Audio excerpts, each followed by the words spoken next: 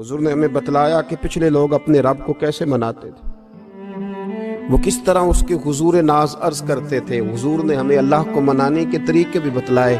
फरमाया जब माँ बाप दुआ मांगेंगे औलाद के हक में तो वो मान जाएगा। हुजूर अलैहिस्सलाम ने फरमाया जब मुसाफिर दुआ मांगेगा तो अल्लाह मान जाएगा। फरमाया मेरे रसूल करीम ने कि जब बीमार दुआ मांगेगा तो अल्लाह मान जाएगा।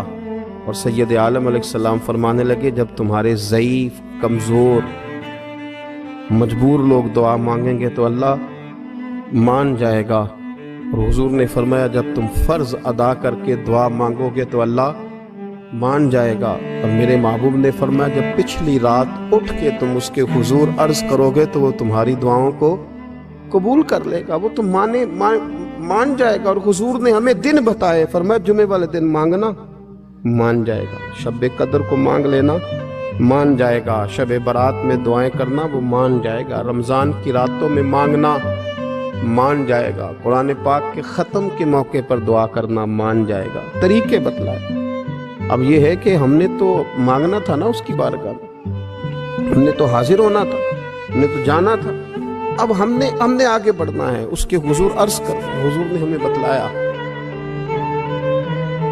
कि मोमिन मुत्तकी होता है ना, परहेजगार होता है, इसने कुछ नेकियां भी की होती हैं। जिस तरह इसे अपने गुनाहों का पता होता है ना, इसे पता होता है कि नहीं यार फलां काम मैंने फ़कत अल्लाह की रज़ा के लिए किया हुआ है, तो मेरा और मेरे रब का राज है। फरमाया जब तुम बड़े उलझ जाओ ना, जब तुम बड़ी आजमाइश में आ जाओ और जब तुम समझ लो कि अब मैं बड़ी तकलीफ में आ गया हूं, तो फिर एक तरीका हुजूर ने हमें और भी बतलाया मांगने का, एक और तरीका भी बतलाया।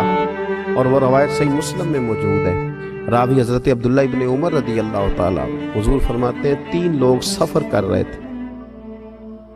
ये आप अंदाजा फरमाइए, सही मुस्लिम की हदीस है। और जरा हुजूर के समझाने का एक ये रंग भी है अल्लाह को मनाने का, एक ये अंदाज भी है उसकी बारगाह में गुजारिशात पेश करने का, ये भी एक तरीका हुजूर ने हमें बतलाया। अगरचे अपनी नेकियों को छुपाना चाहिए, नेकियां जो छुपी हुई होती हैं वो कीमती होती हैं, वो कीमती चीजें होती हैं जो लोगों ने छुपा करके रखी होती हैं। हजरत अब्दुल्ला इब्न उमर फरमाने लगे कि नबी पाक सल्लल्लाहु अलैहि वसल्लम फरमाते हैं 3 लोग सफर कर रहे थे, रास्ते में तूफान आ गया, तेज बारिश शुरू हो गई। तो हुजूर फरमाते हैं वो तीनों बारिश से बचने के लिए एक गार में छुप गए। उनको पता है पुराने जमाने के अंदर गारें होती थी और लोग जब सफर करते थे लंबे तो पत्थरों और पहाड़ों के बीच में से सफर करते थे। वो गार के अंदर चले गए। अब चूंकि तूफान बहुत ज्यादा था, जब वो गार के अंदर चले गए तो अल्लाह के प्यारे हबीब सल्लल्लाहु अलैहि वसल्लम फरमाते हैं पत्थर ऊपर से लुढ़कता हुआ आया और गार के मुंह के आगे आके उसने गार को बंद कर दिया। अब इतना तेज और इस मजबूती के साथ वो पत्थर लगा और इतना सही फिट हुआ कि अंदर रोशनी आनी भी खत्म हो गई। अब 3 लोग हैं। थोड़ी देर तो वो परेशान रहे कि शायद अब कभी बच नहीं सकेंगे, शायद चारों जानिब अंधेरा ही है और अंधेरा ही रहेगा, शायद यहाँ से निकलने के लिए अब हमें कोई रास्ता मुयस्सर नहीं आएगा। वो पहले तो परेशान हुए, फिर कहने लगे यार इस तरह करो, जरा गौर कीजिएगा मेरी बात। फरमाया इस तरह करो, अगर कोई जिंदगी में नेकी की है ना तो जरा उस नेकी को याद तो करो और याद करके उस मालिक के हुजूर अर्ज तो करो, वो करीम है, कोई आखो शायद मन जावे ते गल कम ततड़ी दा बन जावे, अर्ज तो करो उनमें से। ये आप अंदाजा फरमाइए, ये बात बयान कौन कर रहा है? ये मदीने वाले रसूल बयान कर रहे हैं, ये नबी पाक अलैहिस्सलाम ने बयान फरमाया। ये वो कहानी है जो हमें हमारे नबी पाक ने सुनाई, रसूल करीम अलैहिस्सलाम ने हमें बतलाई, ये दास्तान मोहब्बत। हुजूर फरमाने लगे एक ने उनमें से हाथ उठाए और उसने अंदाज क्या छेड़ा, अर्ज करने लगा अल्लाह तो जानता है ना मैंने बकरियां रखी हैं, मैं गरीब हूं, मजदूर हूं, और मालिक तू ये भी जानता है कि मेरे बच्चे भी हैं, बीवी भी है, पर मैं जब भी घर लौटा हूं तो दूध मैंने बच्चों और बीवी को पहले नहीं दिया, बूढ़े माँ बाप को पहले दिया। अल्लाह मैंने उनके साथ हमेशा करम के बाजू खोल कर मामला किया। वो गार में तन्हा बैठे हैं और अपने मालिक को मना रहे हैं। عرض کرتے ہیں اللہ تجھے یاد ہے نا ایک رات جب میں بڑی دیر سے لوٹا تھا، لکڑیاں کاٹتے درخت تلاش کرتے مجھے دیر ہو گئی، میں دیر سے لوٹا تھا، نیت یہ کر رکھی تھی کہ دودھ سب سے پہلے ماں باپ کو پلاؤں گا، مالک جب میں لوٹا تو وہ بوڑھے تھک ہار کے سو گئے تھے، میری بیوی نے مجھے کہا کہ بچوں کو پلا دو، وہ سو گئے، تو میں نے کہا نہیں میرے ذمے ہے ان بوڑھوں کے دل کو ٹھنڈا کرنا، ان سے پیار کرنا۔ اللہ بیوی مانگتی رہی، بچے طلب کرتے رہے، میری ٹانگوں میں گھومتے رہے، بار بار آتے رہے، اور میں نے دودھ نہیں پلایا۔ اے مالک فجر ہو گئی، آفتاب طلوع ہونے کا وقت آ گیا، پر میں نے ماں باپ کے بیدار ہونے کا انتظار کیا۔ اے اللہ وہ جب اٹھے تو ان کی آنکھوں میں جو میرے لیے دعا تھی اور ان کے سینوں میں جو میرے لیے کرم تھا، اگر تیری بارگاہ میں وہ نیکی قبول ہے تو مالک پھر رحم فرما، نہ اس مشکل سے آسانی عطا فرما۔ سنو سنو، رسول کریم صلی اللہ علیہ وسلم فرماتے ہیں کہ اس بندے کی دعا مکمل ہوئی تو پتھر تھوڑا سا سرک گیا، اور اتنا سرکا کہ آسمان نظر آنے لگا۔ جس نے ماں باپ کو منایا ہے، ان سے پیار کیا ہے، پھر یہی بات وسیلہ بن جائے گی رب کے ماننے، پھر یہ وسیلہ بنے گی، اللہ اس سے مان جائے گا۔ پھر رسول کریم صلی اللہ علیہ وسلم فرمانے لگے، دوسرا بولا اور عرض کرنے لگا کہ اے اللہ تو جانتا ہے مجھے اپنے چچا کی بیٹی بھانے لگی تھی، میں اس کی طرف رغبت کرنے لگا تھا، اور میں نے جب اس سے جا کے ارادہ کیا کہ میں تیرا طالب ہوں، تو اس نے مجھے کہا کہ پہلے 100 دینار لاؤ بانا، تو اللہ میں نے مشقت کر کے 100 دینار جمع کیے، اور جب میں پوری طرح اس پر حاوی ہو گیا، وہ میرے قبضے میں آ گئی اور گناہ کا میں نے ارادہ کر لیا، تو اس عورت کے منہ سے ایک جملہ نکلا کہ اللہ سے ڈر۔ اے مالک وہ میرے قبضے میں تھی، اے اللہ میں گناہ پر قادر تھا، میں چاہتا تو گناہ کر لیتا، لیکن جب اس نے تیرا نام لے کے کہا نا کہ اللہ سے ڈر، اللہ میں ڈر گیا، میں اسے چھوڑ کے آ گیا۔ اگر تجھے یہ بات پسند ہے تو پھر نکال دینا اس مشکل سے، پھر کر دینا کرم۔ اللہ میری بھی تو چڑھتی جوانی تھی نا، میں بھی تو سب کچھ کر سکتا تھا، پر تیرے لیے، تیری خاطر میں لذت گناہ سے باز رہا، تو اللہ تو رحمت فرما دے۔ حضور فرماتے ہیں اس کی دعا مکمل ہوئی تھی کہ پتھر تھوڑا اور سرک گیا۔ پھر تیسرا بولا اور اس نے بول کے کہا، اے اللہ ایک مزدور کو، ایک دیہڑی دار کو، ایک غریب کو میں نے کام پہ رکھا ہوا تھا، یہ تیرا اور میرا راز ہے اللہ۔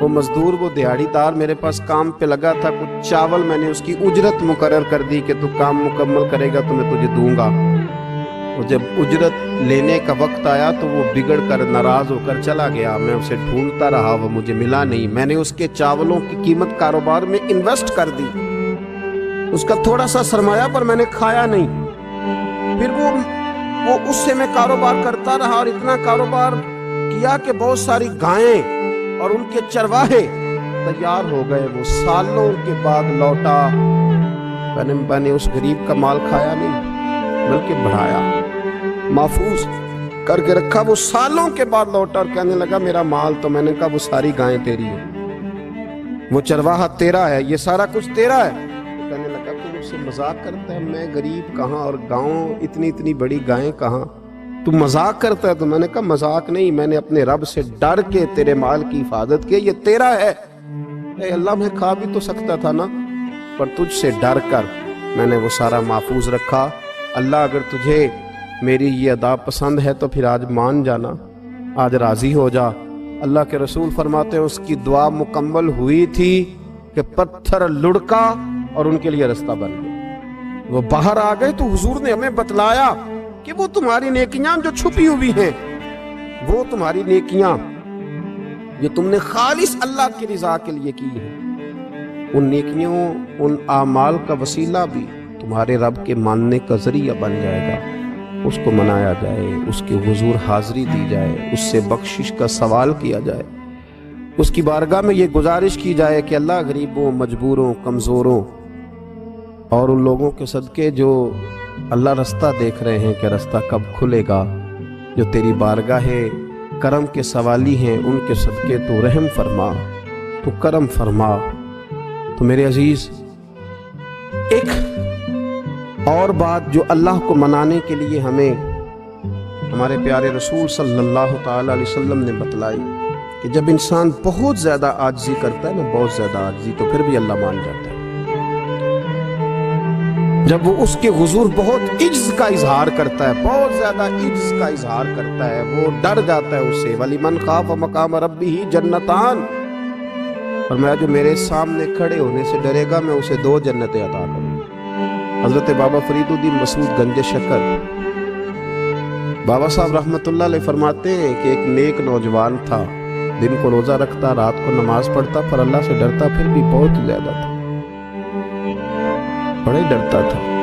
موت کا وقت آیا تو ماں ہی تھی بس اس کی، تو ماں سے کہنے لگا اماں میری ماں ہے، میرے ساتھ 3 وعدے تو کر۔